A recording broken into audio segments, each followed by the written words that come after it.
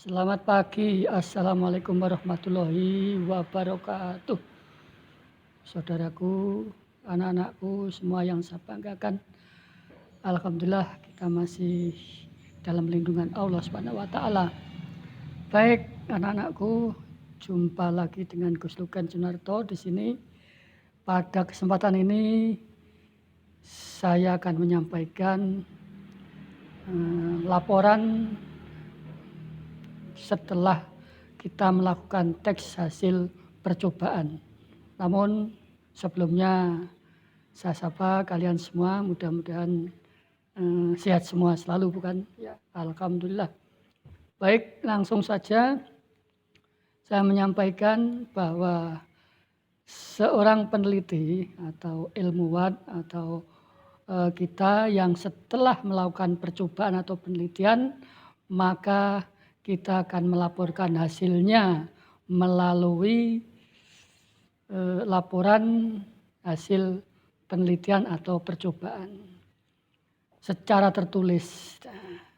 Karena itu pada kesempatan ini mari akan kita bahas tentang bagaimana membuat laporan percobaan. Baik, setelah melakukan percobaan atau penelitian, kita menyusun laporan dengan sistematika sebagai berikut. Pertama yang akan kita munculkan adalah sebuah judul atau halaman judul. Kemudian kita lanjutkan dengan kata pengantar. Setelah itu diikuti dengan daftar isi. Setelah daftar isi adalah laporan per bab. Ada paling tidak ada 4 sampai 5 bab yang biasanya kita laporkan.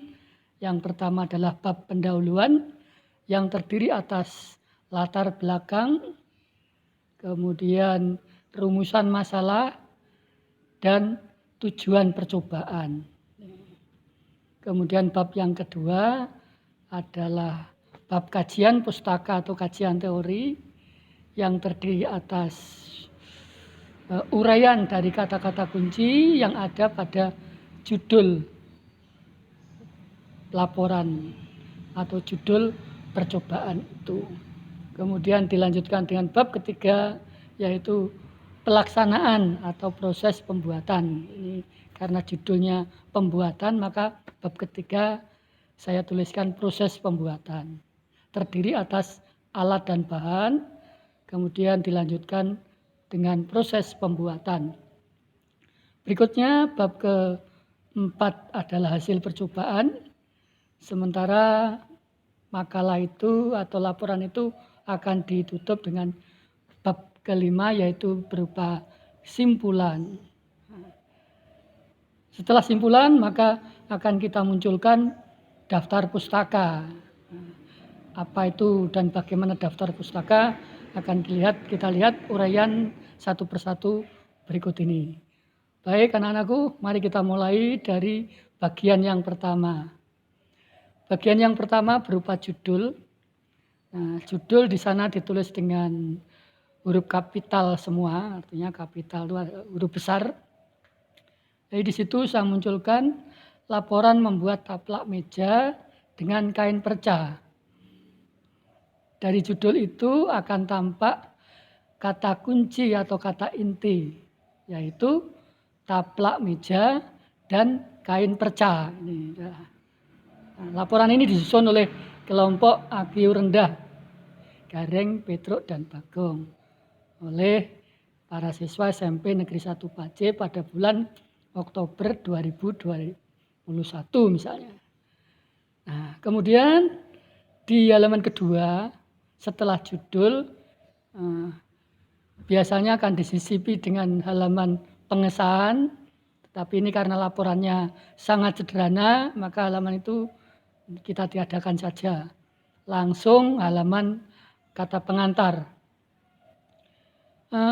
Kata pengantar ini adalah sebuah pengantar dari sebuah buku atau karya tulis tersebut. Isinya antara lain yang pertama adalah ucapan syukur, itu berupa satu paragraf misalnya. Kemudian paragraf berikutnya adalah konsep dari apa yang Anda tulis di situ, mungkin tujuan ataupun rincian singkat dari sesuai dengan judul yang Anda laporkan. Kemudian diikuti paragraf berikutnya adalah ucapan terima kasih. Nah, tentu saja ketika kita menyusun laporan percobaan atau penelitian, atau ketika saat kita meneliti atau melaksanakan percobaan, kita dibantu oleh beberapa pihak, di antaranya misalnya gurunya, atau mungkin orang tuanya, atau mungkin pihak-pihak terkait termasuk teman-teman kita. Maka dalam laporan itu kita sebutkan ucapan terima kasih kepada mereka. Kemudian karena kita merasa bahwa laporan ini belumlah sempurna, maka kita menyampaikan di dalam paragraf berikutnya, yaitu permohonan maaf dan minta saran dan kritik. Sana misalnya bunyinya, misalnya karya tulis ini masih jauh dari sempurna, maka saran dan kritik sangat saya harapkan demi kesempurnaan laporan ini, misalnya begitu. Kemudian diakhiri dengan harapan,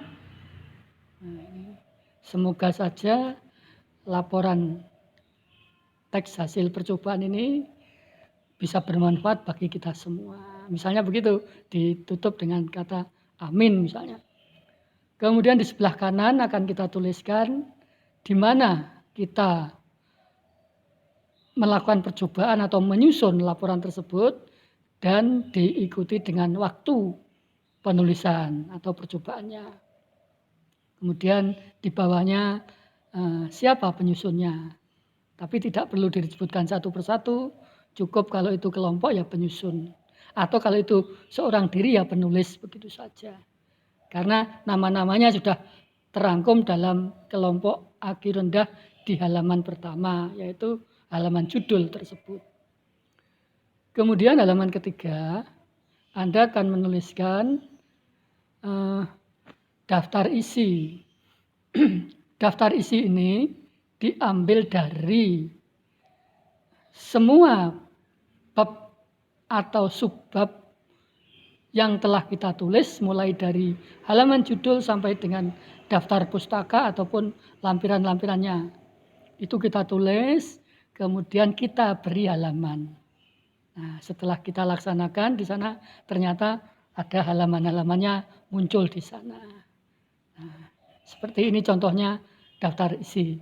Jadi semua tulisan mulai dari kata pengantar di atas tadi, daftar isi ini, kemudian bab 1 pendahuluan, terdiri dari latar belakang, rumusan masalah, dan tujuan percobaan. Kemudian bab 2, ini ada kajian pustaka atau kajian teori. Lalu disertai ada kata kunci di sana. Kemudian bab 3-nya proses pembuatan. Lalu bab 4 percobaan dan penutup serta daftar pustaka. Ini dituliskan pada daftar isi seperti yang tampak di layar Anda itu. Halaman berapakah? Mereka itu ada. Oke, sudah paham. Kemudian bab yang pertama. Pada bab yang pertama atau bagian pertama adalah bab 1 atau pendahuluan, ditulis dengan huruf kapital semua di tengah. Kemudian diawali dengan latar belakang. Anda akan menyebutkan mengapa Anda menulis laporan itu, mengapa Anda melakukan percobaan. Anda tuliskan di dalam bagian latar belakang. Nah, jadi intinya latar belakang atau isi dari pendahuluan yang berupa latar belakang ini adalah jawaban dari pertanyaan mengapa Anda melakukan ini. Jawabannya diuraikan dalam bagian latar belakang. Oke. Yang berikutnya adalah B, rumusan masalah. Rumusan masalah itu berupa pertanyaan-pertanyaan yang nantinya harus dijawab di dalam laporan itu. Kalau judulnya tadi membuat apa itu? Membuat taplak meja dengan kain perca, ya, laporan membuat taplak meja dengan kain perca, maka kita pasti bertanya untuk menguraikan nanti jawabannya. Rumusan masalah dari laporan ini adalah 1. Apakah kain perca bisa dibuat taplak meja? Misalnya begitu. Yang kedua, bagaimana langkah-langkah membuat taplak meja dari kain perca? Nah, ini 2 pertanyaan inilah yang akan Anda jawab dalam laporan itu. Dari mana Anda menjawab? Mulai dari tujuan, kemudian kajian pustaka dan seterusnya sampai dengan penutup atau simpulan. Oke. Ya. Jadi intinya isi rumusan masalah adalah pertanyaan-pertanyaan yang harus dijawab dalam uraian laporan ini. Oke, kita lanjutkan sub C. Dalam pendahuluan ada tujuan percobaan atau mungkin juga tujuan penulisan. Misalnya isinya pembuatan taplak meja ini bertujuan supaya kita bisa memanfaatkan sejumlah barang bekas yang ada di sekitar kita. Jadi dan seterusnya. Ini ada juga yang menulis misalnya tujuan percobaan ini diantaranya titik 2, 1 apa, 2 apa, 3 apa, boleh seperti itu. Intinya isi bagian bab ini adalah apa saja tujuan Anda melakukan percobaan atau penelitian itu. Nah, ini ya, sudah jelas ya ini untuk bagian pertama, pendahuluan. Latar belakang, jawaban dari mengapa. Rumusan masalah adalah pertanyaan. Tujuan adalah untuk apa Anda membuat atau melakukan percobaan. Jawaban dari itu. Kemudian dilanjutkan halaman berikutnya adalah bab kajian pustaka atau kajian teori.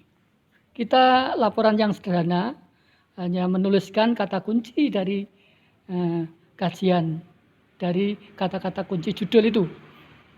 Jadi misalnya di sana ada taplak meja, dan yang kedua kain perca. Mungkin yang bagian di bawahnya C, pembuatan taplak meja, atau yang ini ada di muncul bab 3. Oke. Kita kaji kata-kata kunci itu berdasarkan kamus atau buku-buku karya yang membicarakan tentang kata kunci tersebut. Ini ada di bagian kajian pustaka. Kalau di situ sesuai dengan judulnya ada 2 kata kunci, taplak meja. Maka akan kita bahas, akan kita tulis berdasarkan. Nah, itu yang merah itu nama orang atau nama penulis. Dalam bukunya Taplak Meja yang Unik tahun 2018. Artinya ketika Anda membuat laporan ini, Anda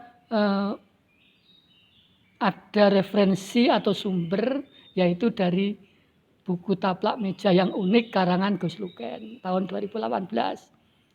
Kita angkat sebagai referensi bahan penulisannya. Ini pengertian taplak meja misalnya begitu. Mungkin bentuk-bentuknya atau jenisnya misalnya begitu. Mungkin bahannya misalnya begitu. Kemudian menurut buku yang lain misalnya ada 2 buku yang Anda baca atau 2 artikel atau 2 makalah yang Anda baca. Misalnya yang kedua, menurut Arianti 2020 taplak meja merupakan bla bla bla bla bla. Ini Anda jelaskan berdasarkan buku yang Anda baca miliknya Arianti tersebut. Sudah paham? Ini sudah jelas ya itu ya. Nah, kita ambil pendapat itu, masukkan di situ. Sehingga dari beberapa pendapat itu Anda tuliskan di bawahnya, maka berdasarkan pendapat-pendapat di atas, penulis menyampaikan bahwa taplak meja adalah bla bla bla bla bla, misalnya begitu. Kemudian yang kedua, bagian yang kedua, kajian pustaka yang kedua, kain perca. Apa itu kain perca? Dan bagaimanakah kain perca itu? Harus dijawab di dalam ini, bagian yang ini. Prinsipnya sama dengan yang pertama tadi. Berdasarkan siapa yang mengarang, Anda membaca buku apa, dalam bukunya bla bla bla bla, tahun pembuatannya berapa, kain perca adalah bla bla bla bla bla. Contoh lain, menurut siapa kain perca merupakan, ini sudah. Nah, inilah yang harus dituliskan pada bagian kajian pustaka, bab yang kedua. Mudah-mudahan sudah jelas. Kemudian kita lanjutkan bagian yang ketiga, yaitu bab 3. Proses pembuatan. Tadi kan pembuatan taplak meja dari kain perca. Maka sebelum menyampaikan prosesnya, pasti kita akan menguraikan apa alatnya, apa bahannya, yang berikutnya bagaimana proses membuatnya. Kan begitu. Maka bab ini kita bagi dua misalnya. A, alat dan bahan. Yang pertama kita sebutkan alatnya dulu. Alat pembuatan kain perca adalah sebagai berikut. Sebutkan di situ misalnya jarum, pensil, gunting, jangka misalnya begitu. Kemudian bahan pembuatan, sebutkan di situ. Bahan untuk membuat taplak meja dari kain perca adalah 1, A misalnya apa? Kain perca, B misalnya benang, C misalnya lem barangkali ada, dan seterusnya. Ini bagian yang pertama, alat dan bahan. Selanjutnya bagaimana proses atau cara membuatnya? Ini kita masukkan bab yang berikutnya, subbab B, proses pembuatan. Misalnya, langkah-langkah membuat taplak meja dengan kain perca adalah sebagai berikut. Misalnya 1, bagaimana, 2, bagaimana, dan seterusnya. Ini sekedar contoh. Bisa nanti sebagai pembanding dari contoh yang lain. Oke. Selanjutnya adalah bab keempat.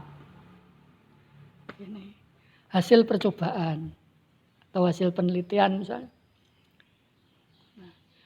Bab ini menjabarkan hasil percobaan yang Anda lakukan. Misalnya, menyebutkan atau menguraikan hasil akhir dari percobaan yang Anda lakukan, seperti bentuknya, ukurannya, warna, ataupun ciri lainnya. Jadi hasilnya setelah Anda melakukan percobaan, apa hasilnya? Anda jawab dalam bab ini. Nah, misalnya saya contohkan di atas, jadilah sebuah taplak meja dengan beberapa kreasi. Nah, sekarang bisa meletakkan taplak meja tadi di meja ruang makan maupun juga di meja ruang tamu dan sebagainya. Ini diuraikan di sini. Taplak meja itu berwarna misalnya dengan ukuran, dengan tebal atau bobot, misalnya seperti itu. Oke. Setelah bab 4 atau hasil percobaan, maka akan kita tutup laporan itu. Jika laporan itu sangat sederhana, maka langsung saja bab 5 adalah kesimpulan atau simpulan. Tetapi kalau laporan itu lebih lengkap, maka di sana dituliskan bab 5 penutup. A, simpulan, B, saran. Nah, karena kita membuat yang ringkas, yang sederhana, kita masukkan saja simpulannya. Apa itu simpulan? Simpulan adalah isi ringkas dari buku laporan yang Anda buat tadi. Jadi dari awal sampai akhir ini apa simpulannya? Inti sarinya apa? Nah, misalnya di situ kita munculkan membuat taplak meja tersebut tidaklah sulit. Namun, ini saya tulis kamu ini karena ini saya memberikan mengajak Anda bicara ini. Kamu juga harus sabar dan telaten serta ulet dalam proses pengerjaannya. Sehingga hal ini akan mengasah dan mengembangkan sebuah keterampilan yang kalian miliki. Sekaligus kamu juga dapat menghemat biaya serta bisa menambah keuntungan bila kamu memanfaatnya menjadi peluang usaha. Atau Anda langsung menuliskan taplak meja kain perca terbuat dari kain perca berukuran sekian dengan model sekian seperti itu. Diuraikan pada simpulan. Adapun langkah-langkah pembuatannya 1, 2, 3, 4 secara deskripsi atau secara deskripsi bercerita begitu di dalam simpulan tersebut. Kemudian yang terakhir anak-anak adalah daftar pustaka. Kita lihat tulisan yang merah.